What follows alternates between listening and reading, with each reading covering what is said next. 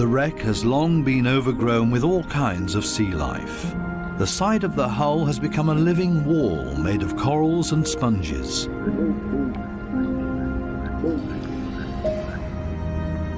Sunfishes, with their odd form of movement, patrol this area.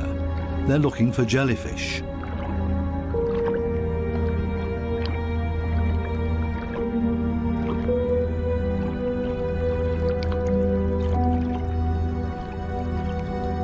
In steerage, where the current is strongest, filter feeders have found a new home, such as these sea fan corals.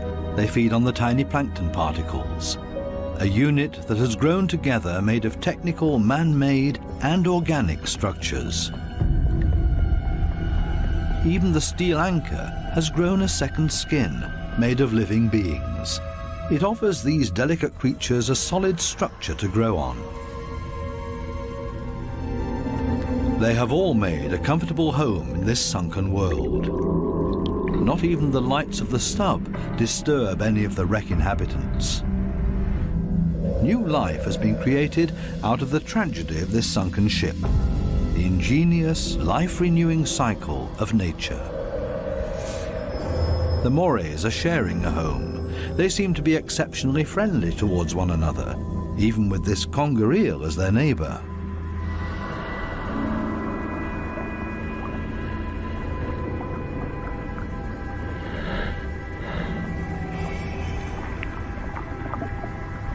Even the octopus remains unharmed by the morays.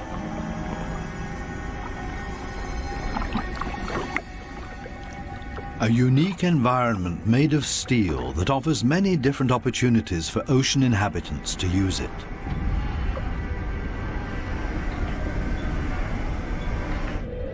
Even this fishing net offers a conger eel a place to hide.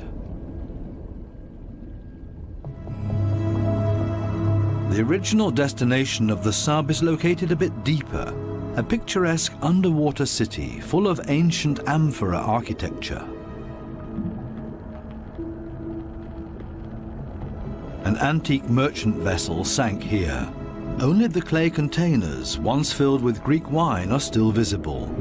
Now they offer homes and protection to many ocean inhabitants. Similar to the reef, hiding places are essential for staying alive down here.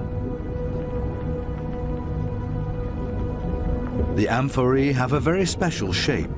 They taper towards the bottom, so they could be stored sitting upright in a layer of sand in the hull of the ship. The amphorae and their precious contents were safe during transport. Spiny lobsters welcome these types of caves. Conger eels also feel safe in this mess of amphorae and shards of clay, as if it was made for them and their slender, long bodies.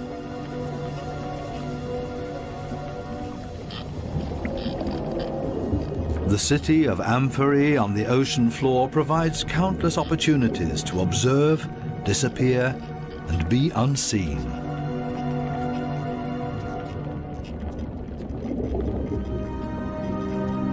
Maybe that's why this city seems to be very calm and orderly, even when the conger eel swims above everybody's abode. Nobody panics because they only have to withdraw slowly into their homes and are safe. The same goes for this forkbeard.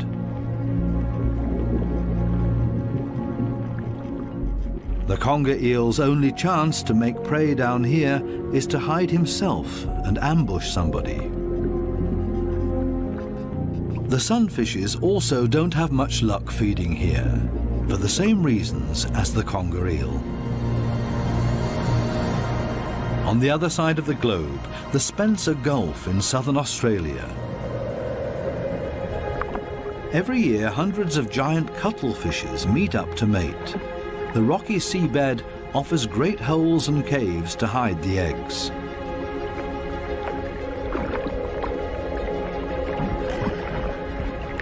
The females are smaller than the males and seem to be a bit shy, keeping their arms tucked tightly together.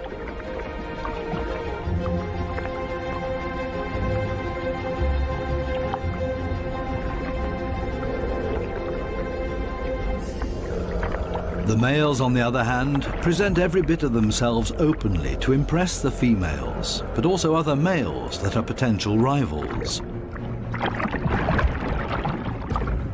When the going gets tough, it's always a good idea to hide behind the safety of a cloud of ink.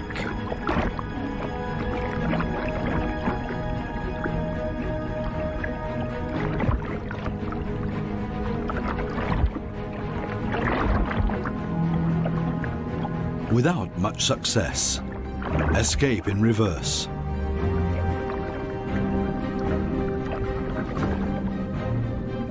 Only the strongest of them have a chance with the females. He's a winner and courts his female by changing his color to interesting stripes. She has agreed to mate with him, and they hug tightly. He deposits his sperm package into her mantle opening. Immediately afterwards, she withdraws into one of the caves on the ocean floor in order to avoid courtship from other males. A clear signal. The male is protecting his female from other rivals.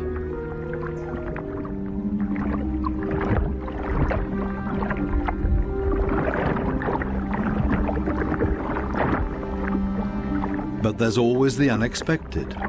A so-called sneaker male tries to cut in. This male is much smaller and pretends to be another female by acting like one, very demure and shy.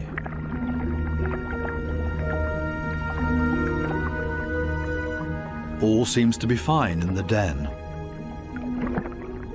He's busy chasing away other rivals from this new supposed female. Especially now that there are two females under his protection. It can't hurt.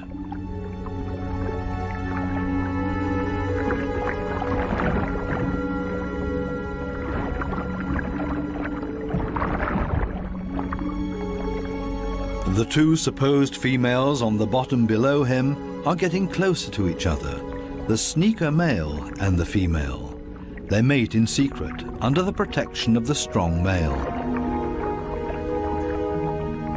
As soon as the sneaker male is found out, it gets dangerous for him, but he has achieved what he came for and mated with this female.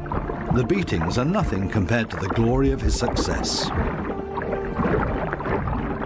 Intelligent strategies and tricks are essential for survival underwater and part of everyday life. A final dive into the magical world of sharks. This spot on a sandbank close to the Bahama Islands has great attraction for these lemon sharks. They come here by the hundreds, and nobody exactly knows why.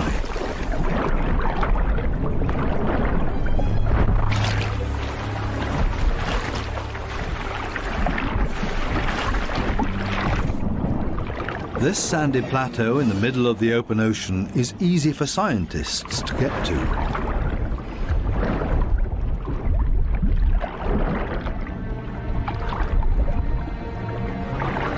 This experiment will show how sharks react to their own reflection.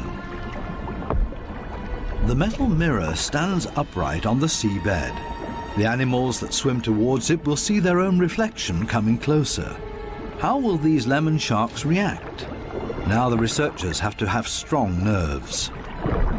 Things stay surprisingly calm. The foreign object is almost ignored, as if it had been there forever. The sharks either swim past it or underneath it.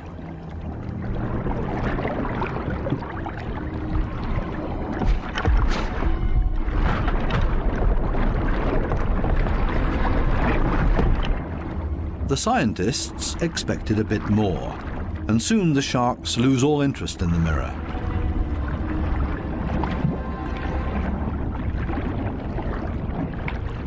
Some sharks even calmly drop to the seabed to rest.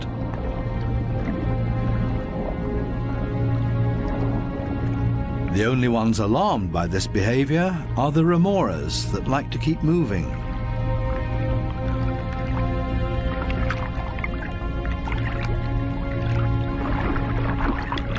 They let go of their shark and see if they can't hitch a ride with a more active individual.